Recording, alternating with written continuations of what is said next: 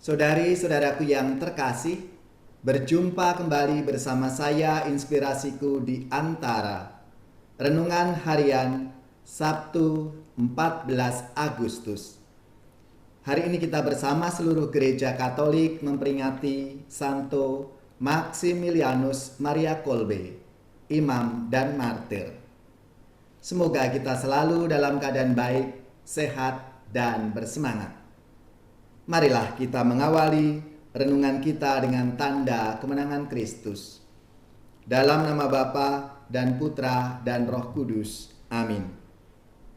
Allah Bapa yang Maha Murah, Engkau berkenan untuk mengampuni kami melalui Yesus Kristus Putra-Mu.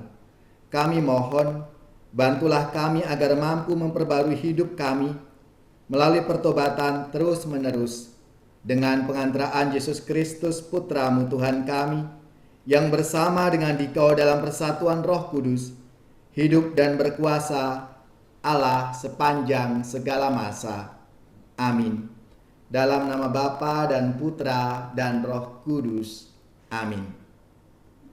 Inspirasi kita hari ini dari Injil Yesus Kristus menurut Matius, bab 19 ayat 13 sampai 15. Marilah kita bersama-sama membaca dan merenungkan sabda Tuhan.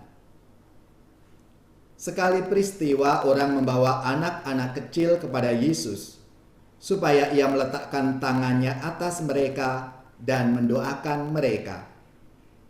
Tetapi murid-murid Yesus memarahi orang-orang itu.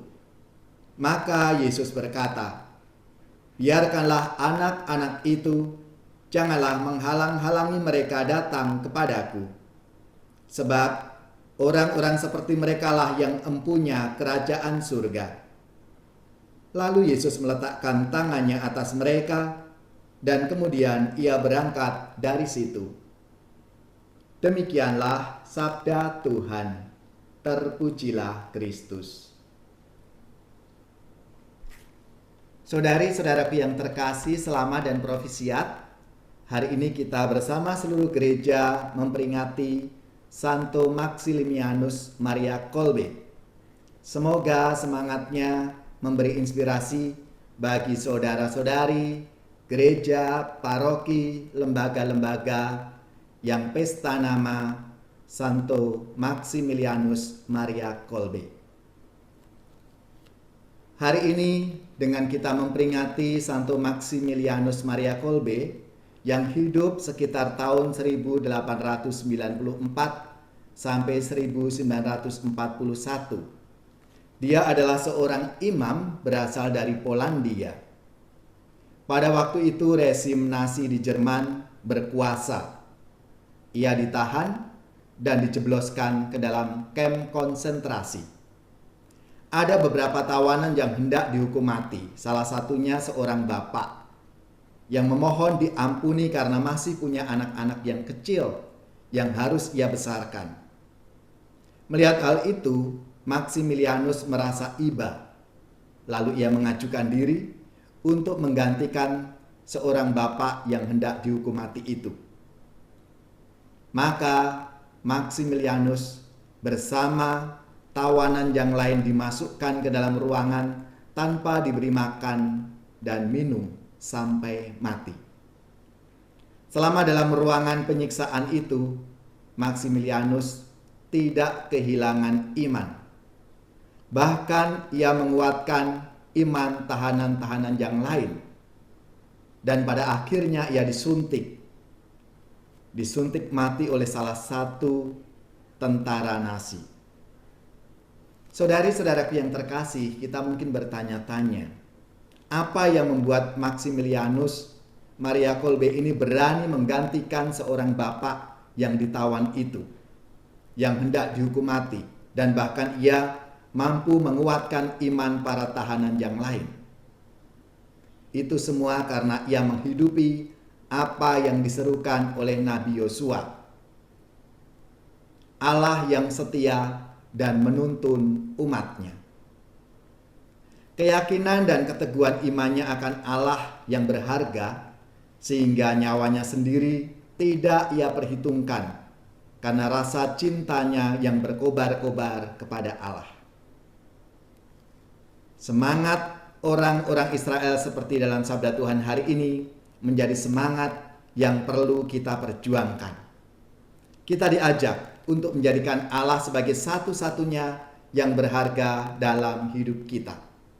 Pembinaan iman seperti itu harus kita mulai dari sejak dini, mulai dari anak-anak kita. Oleh karena itu Yesus memarahi para muridnya yang menghalangi anak-anak kecil itu datang kepadanya.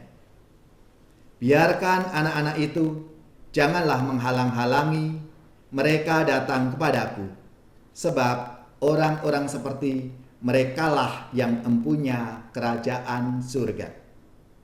Saudari-saudaraku yang terkasih, marilah kita dengan iman yang teguh, seturut teladan Maximilianus Maria Kolbe dan anak-anak, menjadikan Allah sebagai satu-satunya yang kita imani, yang kita sembah.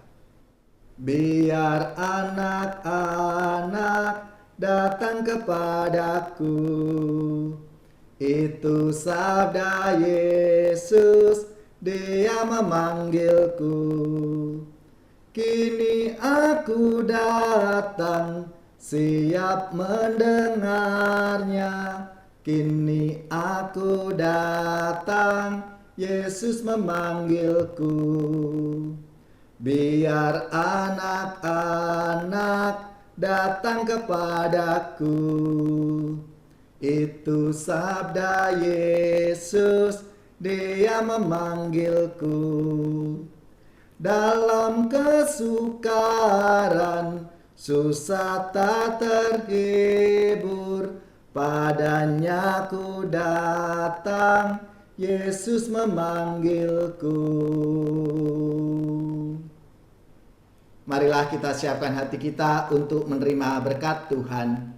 Semoga saudari-saudara sekalian, keluarga-keluarga, orang-orang yang kita doakan, mereka yang sakit, yang menderita, seluruh tugas, belajar, pekerjaan, usaha, serta karya pelayanan kita, dibimbing, dilindungi, dan diberkati oleh Allah yang Maha Kuasa, Bapa, Putra, dan Roh Kudus. Amin.